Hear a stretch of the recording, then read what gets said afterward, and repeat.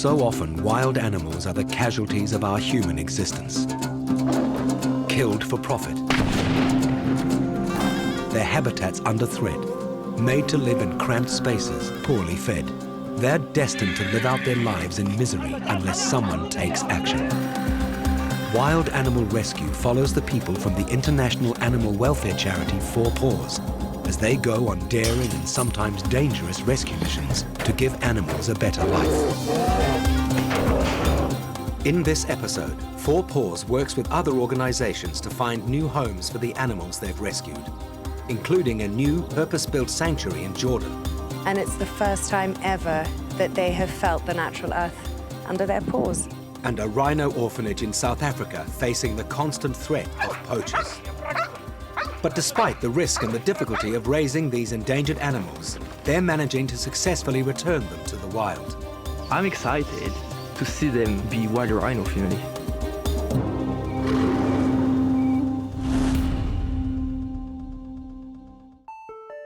Amman, the capital of Jordan. It's a big day for a number of animals that have been rescued by the international animal welfare organization Four Paws, transported to Amman and temporarily housed in a transit center. Four Paws are working with a local charity to create the Al-Mawa Sanctuary, a new home for rescued animals, about an hour's drive from the city. Today, many of the animals will be moved from the transit camp to Al-Mawa. While they're not going a huge distance, anesthetizing and then moving a large number of animals, including lions, tigers, and a bear, means it's not going to be easy.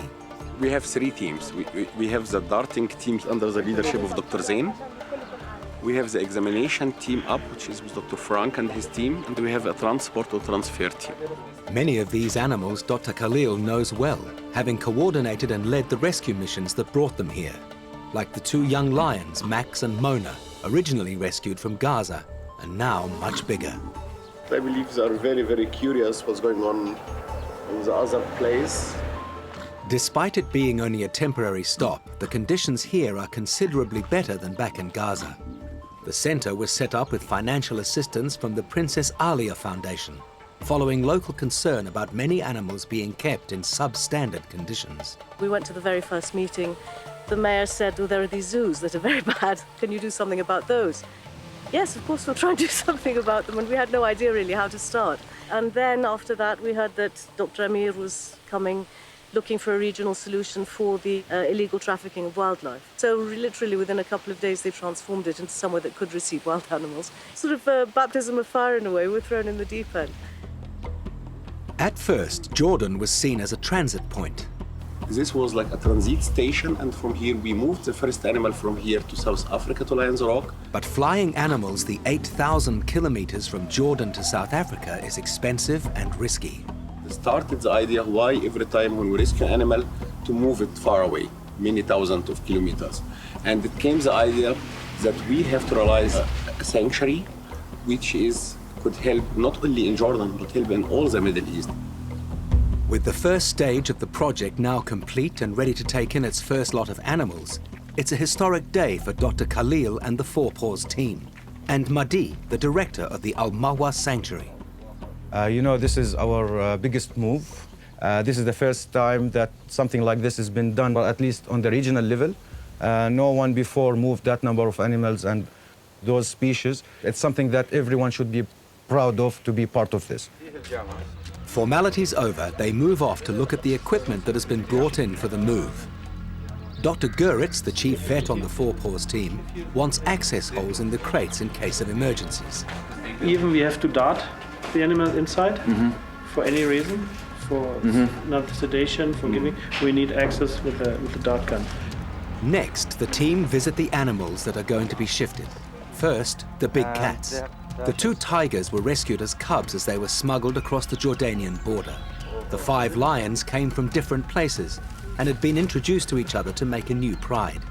And Baloo, the brown bear, came from a zoo where he was very badly treated. The move couldn't come soon enough as there is a constant stream of new arrivals. And they're not only large animals like lions and tigers. So those are our vervet monkeys. Hey, Many of these animals are casualties of illegal animal trafficking.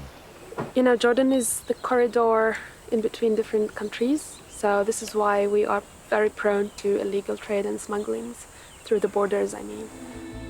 And all sorts of things keep arriving. Iguana?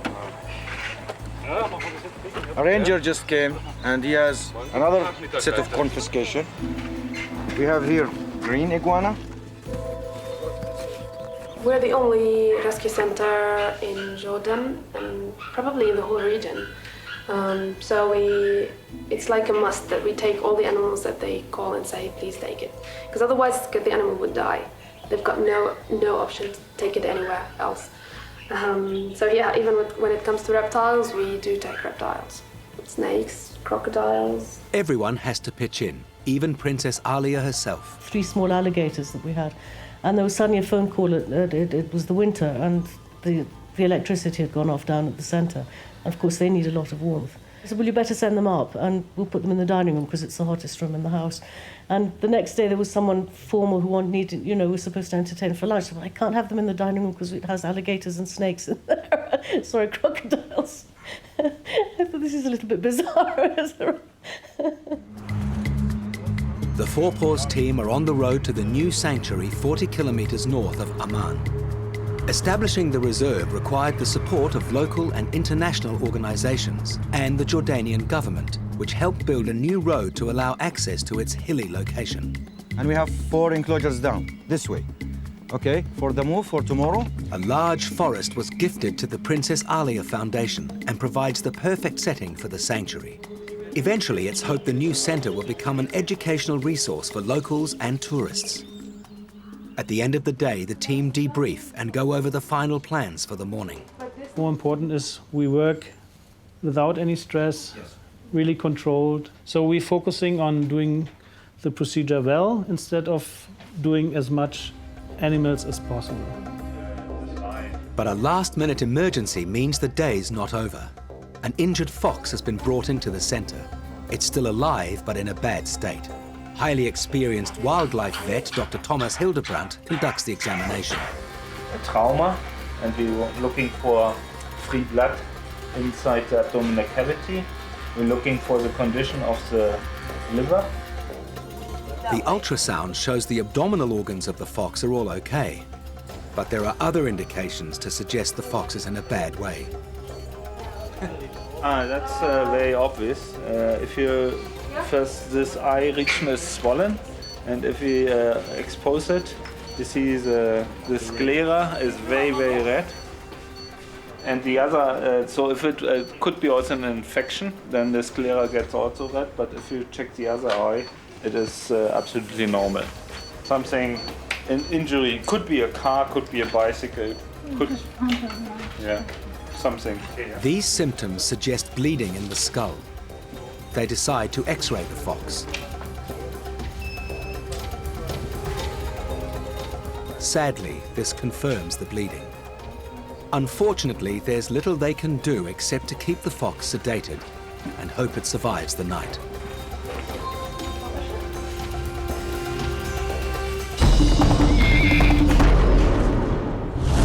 Four Paws works with other organizations all over the world. The Fundum Velo Tula Tula Rhino Orphanage is a wildlife reserve in South Africa, founded by conservationist Lawrence Anthony, who was renowned for his work with elephants.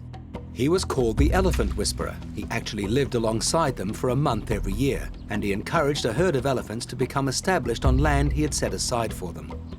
Lawrence passed away in 2012, but it appears he's not been forgotten by the animals he loved so much. Since Lawrence's death, the elephants come to Lawrence Anthony's house. I witnessed it twice. They didn't come straight to the fence, but they came from the other side of the reserve, walking here and coming up, and then they just walk like that. But it's crazy to see. I mean, Lawrence was part of the herd. He literally lived for almost a month with them. So every year since the death of Lawrence, they come back to main house. What makes it especially remarkable is that the herd comes on the very day that Lawrence died. Tula Tula is still owned and run by his wife, Françoise. But since 2009, it's also been home for a rhino orphanage, offering a home to young rhino that have lost their parents due to the activity of poachers. Despite being highly illegal, the slaughter of rhino for their horns continues at an alarming rate. The Tula Tula Rhino Orphanage is run by Karen Trendler with help from Four Paws. Karen is one of the world's leading experts on this endangered species. Ituba is the most recent arrival at the orphanage, having lost his mother a couple of months ago. This little boy Ituba comes from a reserve quite close to here. They've had a number of poaching incidents on the reserve. His mother was poached. At 6 months old, he's still a baby in rhino terms, and not yet able to fend for himself in the wild. On arrival, he was so traumatized.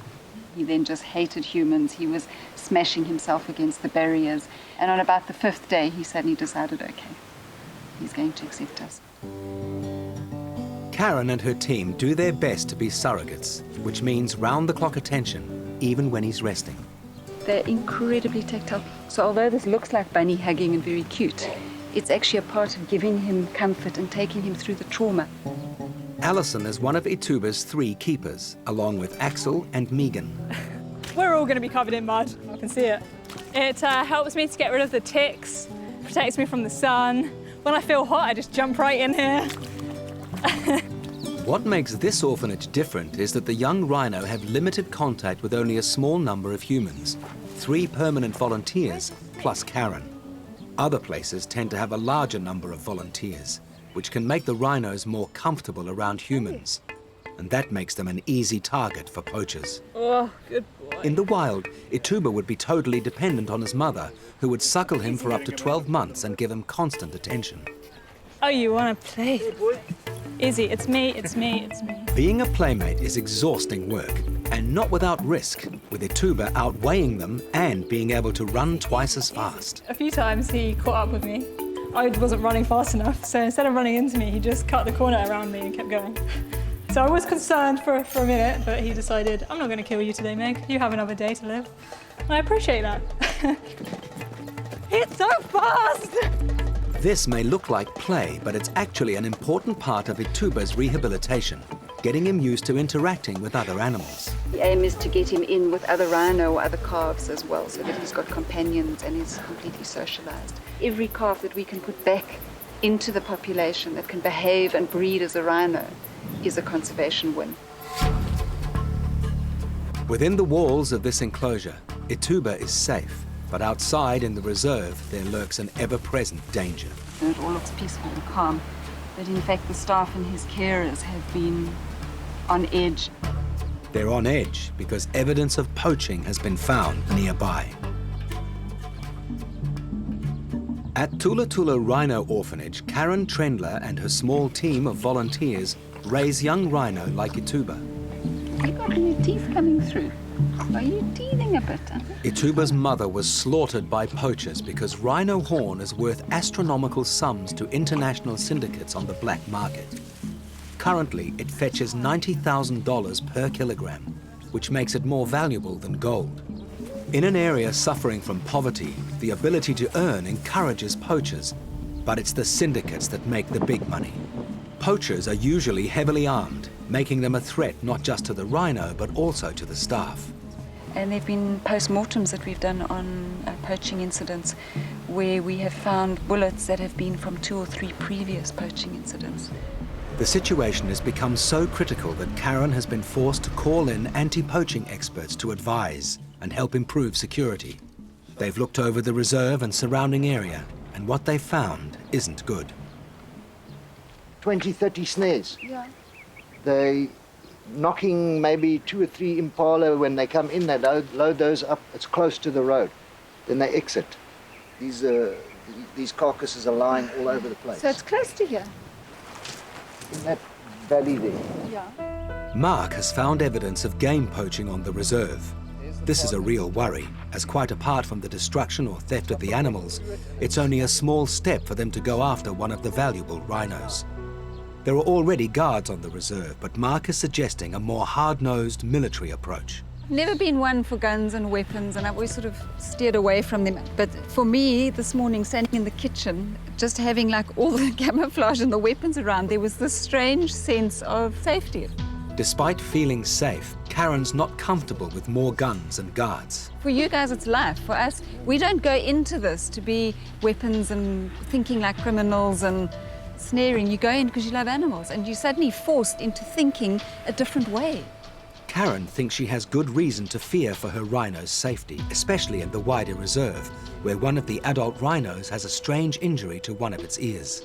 Just that much of her ear was taken off. It wasn't a snare, there's something else very funny on the go. And Alison says, subsequently talking to her guys, they also don't feel that it was something normal. Let's go look. This is a good opportunity to treat the wound. The wound's not healing so well, so we just need to try and get a better look and treat as much as we can in a short space of time. While they're looking for injured rhino, Mark outlines more of his plan to beef up the security. See, what I do with my guys is I'll load up everybody, I'll go and pull guns from everywhere, and I just go with I've got 3 bucky loads full of oaks, and it's just guns everywhere. It doesn't take long to find the rhino with the ear wound and her mate. We're going to lure them to the car so we can look at her wound. Are you ready, Nunez? Hello, Nunu. Got a spray bottle. There it is. Oh, she's perfect. Alison reared Ntombi and Tabo from calves, so they trust her to get close enough to daub the wound with antiseptic and healing ointment. Sorry, Nunu. It's all for your own good. But you see the scratches? Mark mentions that his men found a hyena caught in a poacher's snare, so they decide to take a look. Poachers face harsh penalties if they're caught. Christmas Day, I caught a rhino poacher, me and my associates here, this guy called Poacher. We arrest them, we take them to a police station, we lay cases against them, trespassing on private property. With the horn and the weapon in his possession, he goes to jail for life.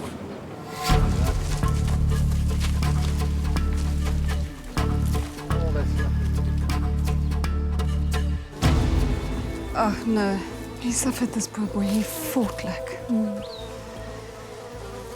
See the strain in his... The snares aren't selective, so lots of other animals die unnecessarily. This hyena was of no value for the poachers, which is why it's been left here. It's heartbreaking for Karen. This hyena's got to me. I don't know why it's got to me so much. Maybe it's just cumulative, or... I don't know why, it just has. Seeing this makes her even more worried about the safety of her rhino and her staff. You must understand, if you're pulling your people out, you're going to have it's someone a month. Yeah. You need somebody to cover you. We've got to keep 2 rhino guards on, or 4 rhino guards. You need 4. Because of night and day. Day and night. And then 2 to do the bush. If you want to be effective, a team that strolls and monitors all the time, checks the bush, checks perimeters, live in the bush. They don't come back to the house. I want them out here all the time. They can set up a camp in the bush. For the sake of the rhino, it's got to be sorted before another one is admitted.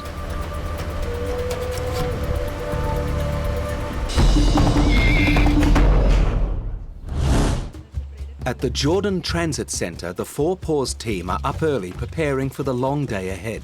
Dr. Guritz is setting up the examination area, and Dr. Shahin gets the anesthetic darts ready. First up are 5 lions. They didn't grow up together, but since coming to the center, they've shared the same enclosure. Very exciting, and I think it's very good that we managed to introduce the animals together. Like, it was like 2 individuals, and then we did an introduction, and then we did the second introduction. So it's very nice to see them all together as a one pride, going all together to a new place. Very exciting. Yeah, it's definitely very exciting. Once it's clear the dart has taken full effect, the first lion is carefully shifted. Many of these animals have little or no medical background because they were rescued from places that didn't keep records. So while they're sedated, it's a good opportunity to do a full checkup in the temporary examination area. While the first animal is being checked, the next patient is darted and moved. So far, everything is going smoothly, and the first lion is in good shape. We checked the heart so far and the kidneys, and these organs look very good, very healthy. After the animal has had its medical check, it's loaded into one of the crates. Dr. Guritz administers an antidote to the anesthetic to bring the lion out of deep sedation. It won't wake him up completely because it's better for the animal if he's partially sedated during the trip. The next lion arrives and another checkup ensues. It's an exhaustive process. They take blood samples and scan with ultrasound and X-rays to get an overall sense of the animal's health. And this animal appears to be in relatively good health as well. If this continues, they will definitely make their end-of-day deadline. So far we stick to the schedule. So now we are waiting for the third animal. And so far we didn't find any major pathology, which is good. But their luck runs out with the fourth lion, a 7-year-old female. Yeah, she is from outside a very healthy animal, but inside with ultrasound we found some difficult observations which indicate that she has a health problem. The major health problem is based in the heart. The heart is not contracting enough. It is slightly dilated, and that means she's actually a quite sick animal. The vet decides she's well enough to make the journey today, but they will need to keep an eye on her. The first crates are loaded onto the trucks as the last lion is readied for examination. Summer is the 5th lion for the day. We have just started her and we're waiting her to sleep, obviously. Once she's sleeping, we'll just go do the general examination and off we go. Summer is in reasonable health, so now they can load all the crates. They find branches to put over the crates to shield the animals from the intense sun.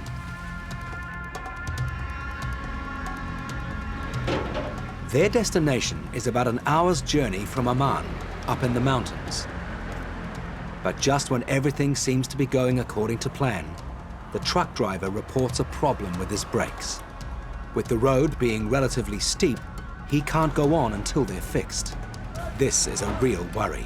It's the hottest time of the day, and the animals are sweltering inside their crates. What happened? I think the pressure tube went off. If they don't get the truck moving soon, they risk losing some of them. It's 1 year later at the Rhino orphanage, and it's been an eventful year, especially for Karen Trendler. Diagnosed with cancer, she's been receiving chemotherapy while trying to manage and care for more and more orphaned rhinos. Part of this whole cancer thing for me was that sudden thing of, oh my goodness, I'm not going to make it. I mean, I really was. And I haven't taught enough, I haven't shared enough, I haven't become a driving thing now, rather than do it myself, to start sharing and teaching. Axel is one of a number of permanent volunteers who work here and learn about the intricacies of rhino care. But because rhino can't digest the rice, you have to blend it. It's like a very disgusting liquid thing. It doesn't look tasty, but he likes it. That's the most important.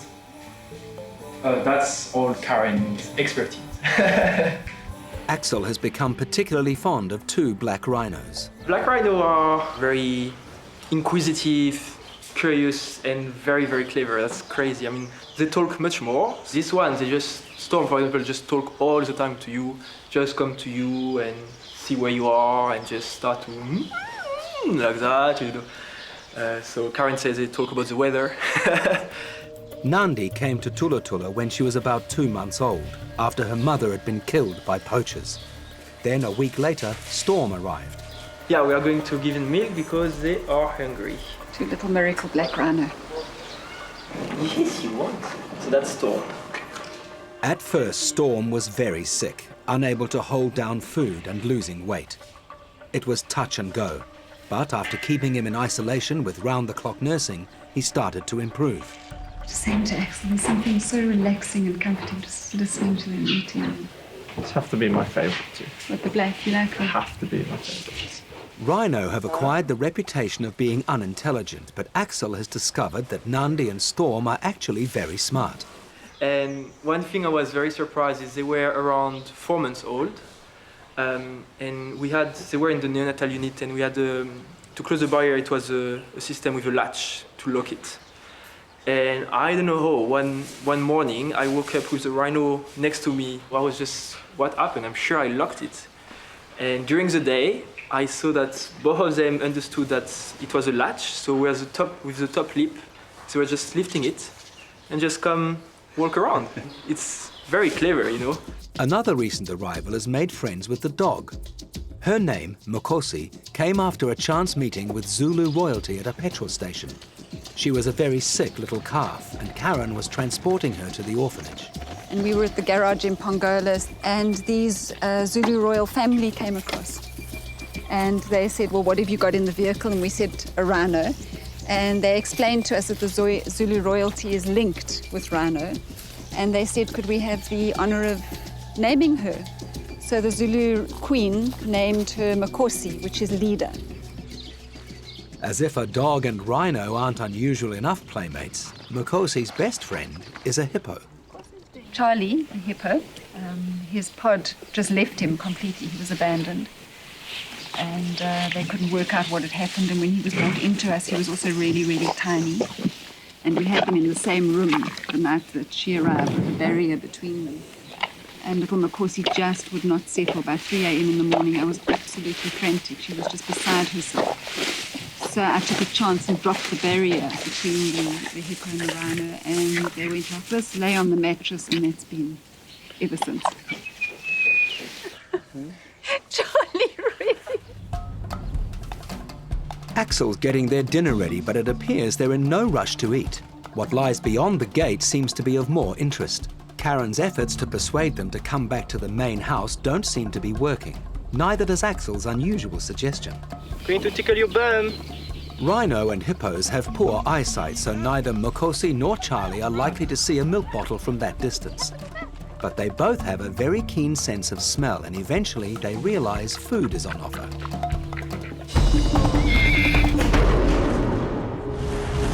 In Jordan, the big shift of animals by the Four Paws team has come to a dead stop.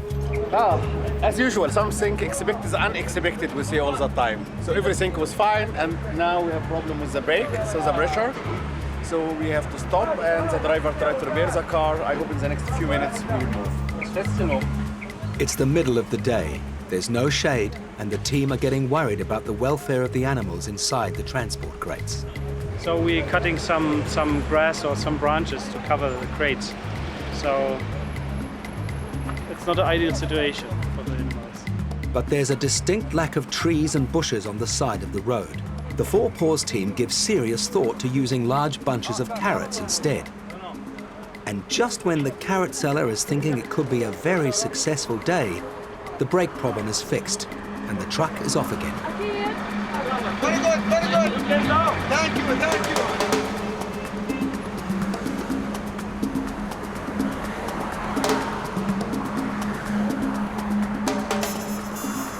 The precious cargo arrives. It's a significant moment. The first animals to be housed at the Al Mahwa sanctuary. Princess Alia is a patron and has come to watch. This moment represents the culmination of years of effort and cooperation between Four Paws and many different organizations, including her own charity. Even now, when they're just about to be released, the team are still doing their best to keep the animals cool. It's been a big journey for these 5 lions, originally housed in poor living conditions, then moved to the transit center, and now, finally, they're here. Can't cry in front of all of you guys, but yeah, it's just unbelievable.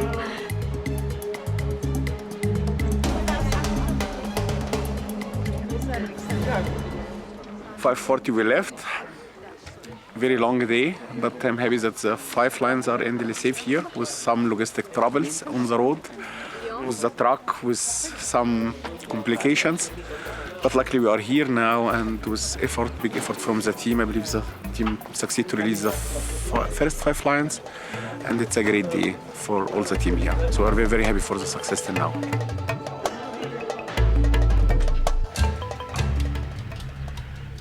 Tensions are high at Tulutula Rhino Orphanage following recent signs of animal poachers being active in the area. Manager Karen Trendler has engaged a permanent unit to patrol the reserve. There are reports at the moment that the syndicates that were operating Kruger, now with the increased security, are now operating here. So we're on high alert again. You know, we get used to living like that, but new volunteers coming in or new people coming in just haven't had any idea as to, you know, the level of threat that we're under constantly. The security team is stepping up its activities. Today, they're running a training exercise, teaching a dog to track someone hiding in the bush. We're gonna go out and show you how if we find something, we find suspect or some foot tracks. The dog is given a scent to follow. So I'll take my dog to track and see if we can find any suspect in the bush that was poaching. If this were real, it would be a life or death situation for these guards. With poachers facing life in prison if caught, they usually shoot when they're discovered. So these rangers have to be prepared to shoot back and shoot to kill. This level of force doesn't sit well with Karen. Shoot the poachers, you know, shoot to kill, good policy. But people forget what the impact it has on the ranger.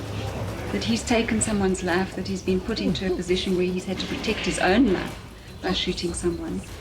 If he comes from the same community as the ranger, you know, the poacher that he shot, there have been rangers that have had to actually move out of their communities completely because they've been threatened after.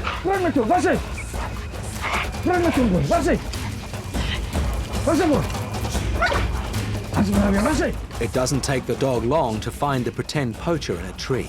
As much as Karen wishes she didn't have this sort of activity on the reserve, it's essential she does her bit to combat the ever-increasing poaching problem.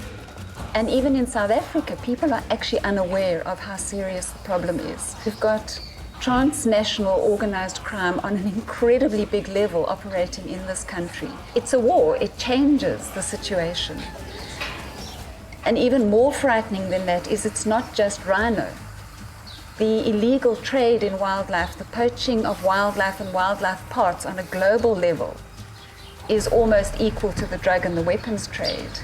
So really what we're doing is one tiny part of a much, much bigger global onslaught. Four Paws is very central to this global effort. Back at the transit center in Jordan, the team are beginning another day of moving animals to the Al Mawa sanctuary. But they're off to a bad start with some sad news about the injured fox brought in yesterday. Unfortunately, the fox died. He died from a brain edema, which means the brain grows bigger and bigger and the skull compresses the brain, and that makes it very severe. Every animal is important to the team, and they did all they could for the fox. Now they have to focus on shifting 2 tigers and a brown bear. The tiger's response to being darted by Dr. Guritz is very different to the way the lions responded the previous day.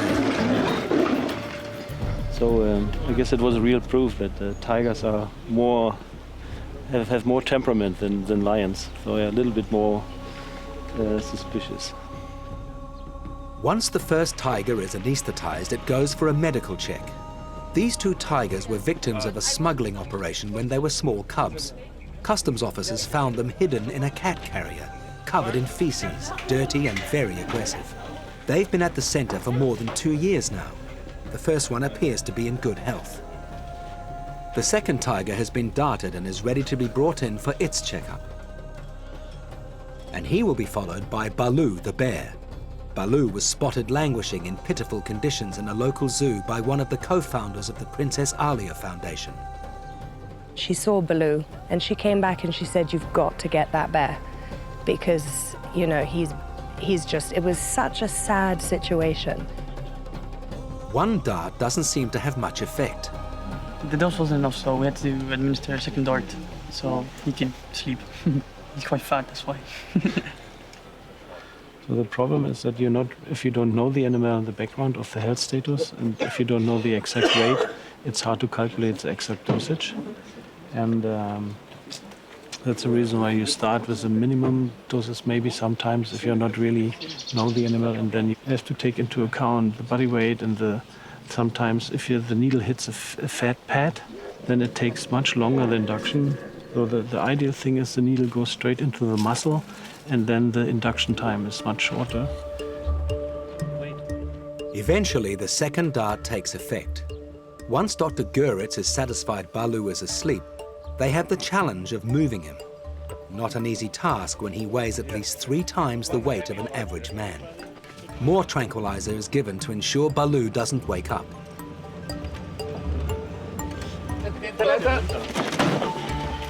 No. He will fall down by this way. 3, good.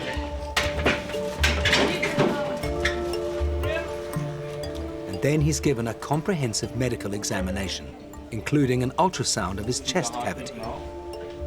And there's no fluid around the heart. It's not a beautiful view, but it's absolutely okay. Apart from being overweight, Baloo is in good health. That means it's safe to transport him to the sanctuary. The teams from Four Paws and Al Mawa work closely together to get these last 3 animals into their crates. Yeah, go slowly. Hands away. Yeah. And then the truck heads out with its precious cargo. Hopefully the trip will go more smoothly than it did yesterday. At Tula Tula Rhino Orphanage, Karen Trendler reveals how she came to be involved in caring for young orphaned rhino. I never chose to work with rhino. I was doing small mammals, birds, just general game from a rehab and rescue point of view. But then a rhino conservationist sent her a baby rhino to save. Born premature, there was very little chance it would survive. And against all odds, total ignorance, we kept the calf alive. And it opened up a floodgate of rhino. There was no choice in it, they just came. And the more you work with them, the more you begin to be passionate about them, the more you see of them.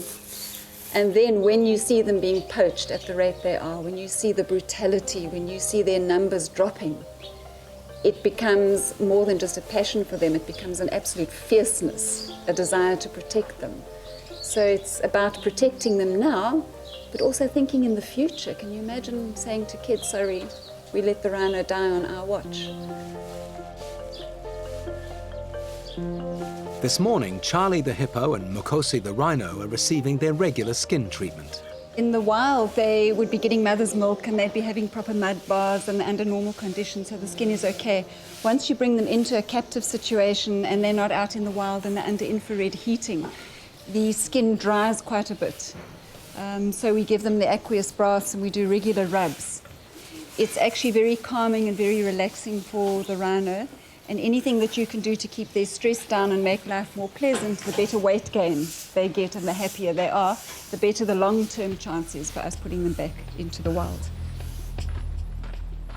There are older rhino at the orphanage that are getting closer to going back into the wild, like Ituba. Axel has cared for Ituba ever since he was first brought to the orphanage.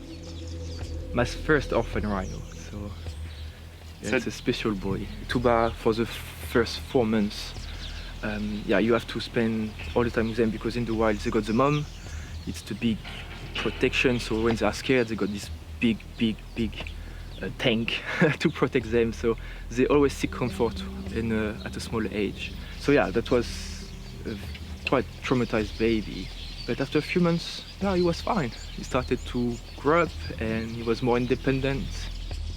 With no mothers, Axel and the other volunteers must act as surrogates to the young orphans.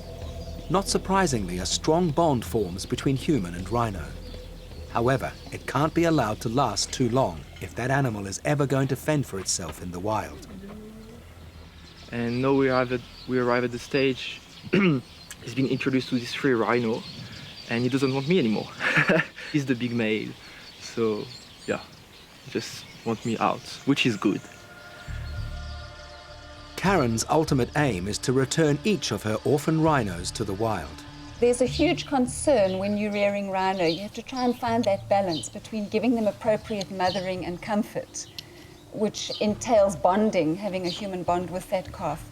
But at the same time, you don't want that little rhino to become too humanized, because when it goes back to the wild, you get problematic and, rhino that is too tame and too used to humans becomes much more vulnerable to poaching. Obviously, when they grow up, you start to put distance and have less contact. And with a rhino like Ituba, I don't touch him anymore. And he doesn't want me to touch him anyway.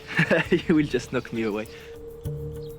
The current weaning phase that we're going through with Ituba and with Ituba's group is a critical part of the next stage, which is going to happen within the next 2 to 3 weeks. Ituba and Tando, who are 2 little bulls who came from the same reserve, are going to be moved to a very large camp. And hopefully in 9 months to 12 months' time, they will be free and wild rhino, which is what this is actually all about. I'm excited. Maybe the D-Day I will be crying, who knows, you know. But so far I'm very excited. I just want to see them in this big boma and just grazing and be wild rhino family. Unfortunately, it's not an option to return any of the animals in Jordan to the wild. Raised in captivity, they've never learned the skills and instincts they would need to survive. However, for the 5 lions transported yesterday and the 2 tigers and Balu the bear who are being moved today, a more satisfying and enriching life awaits them at the Al Mawa Sanctuary. Today marks the official opening of the sanctuary. 4 Paws and the Princess Alia Foundation have been working towards this day for more than 2 years. But today we can really look back on a good development, and it's so good that now the first animals will come here, will get here their new homes, and I think it's a big project for the region here, for the tourism in the region, and also for the people here, to learn about the animals. We want to connect the humans and the animals to bring them together in their minds. So I think it's really a raising of awareness on really learning that this is what an animal should be like, not, you know, come and see it in the zoo and, you know, it's lying down and half dead. Dignitaries, media, the 4 Paws and Al Mawa teams all watch nervously as the transport crates are unloaded and positioned in the enclosures for the release.